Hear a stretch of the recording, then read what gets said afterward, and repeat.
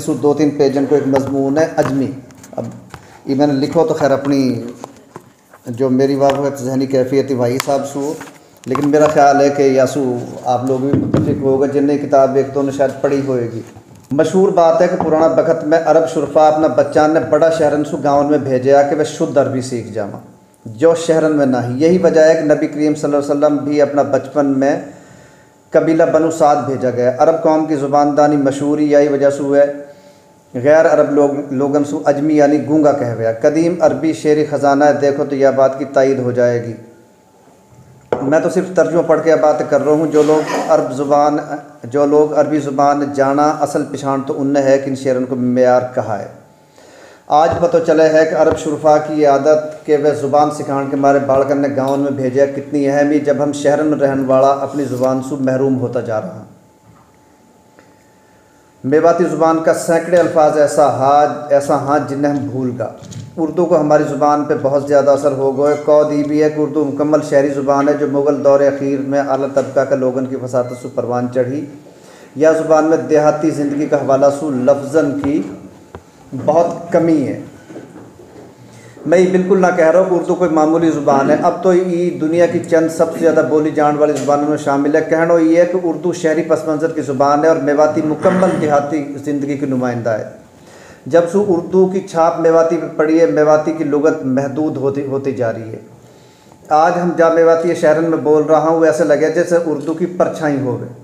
असल पूछो तो हकीकत यह कि बिल्कुल उलट है। मेवाती उर्दू से कहीं कदीम ज़ुबान है और हमारा तो ये कहना है कि उर्दू की तरक्की और बतौर ज़ुबान शनाख्त बनाने में मेवाती को हिस्सा सबसे घणो है। जदीद तहकीकी कहवे है कि मादरी ज़ुबान से दूरी ने नई नस्ल की तख्लीकी सलाहियत कम कर दी। हाँ, वजह ही बताई जावे है कि इनके पे अपना आप खोलन के मारे अल्फाज ही ना हाँ।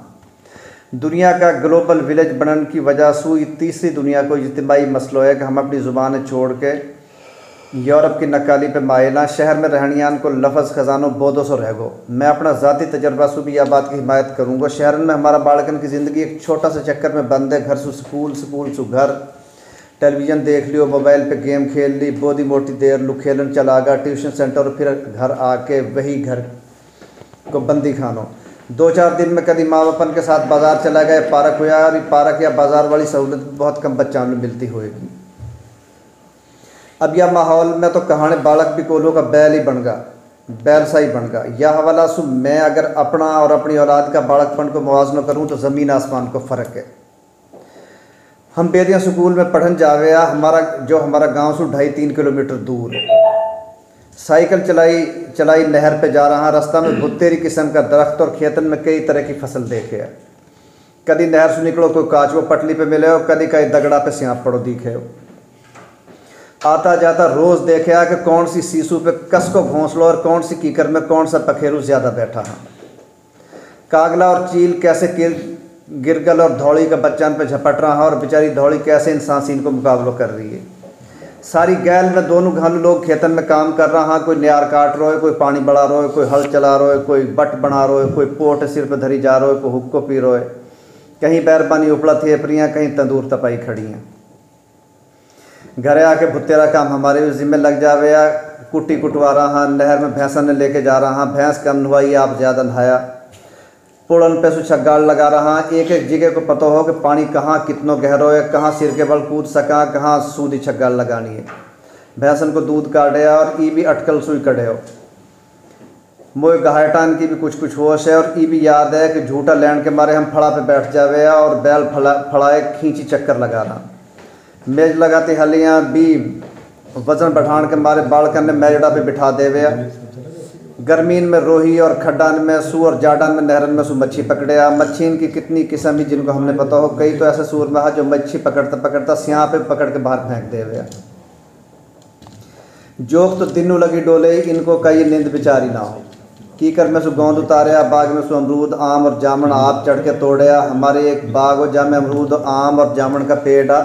मैं जब दूसरी तीसरी जमात में हो तो भुत्तेरा चिड़ी रोज़ा रखा, रोज़ा जिद करके रखे और फिर ढूंढे कि कौन सा अमरूद बुलबुल और तोता ने खा रखो है, वो हम पे भी हलाल हो।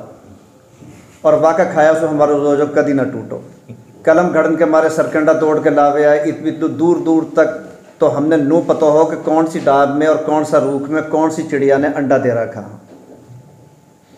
जनवरी में नहर बंदी हो गई तो बेदियाँ हेड के नीचे कबूतर का घोंसला चेक करना भी हमारी जिम्मेदारी है। गर्मियों की छुट्टी में स्कूल को काम हमने कदी ना करो। आधी छुट्टी तो धान का खेत में ही निकल जावे, कोई पनीरी उपाड़ रहा हो, कोई मूंजी लगा रहा हो और हम कद्दू में नूई लोट पलैंडा होया डोल रहा।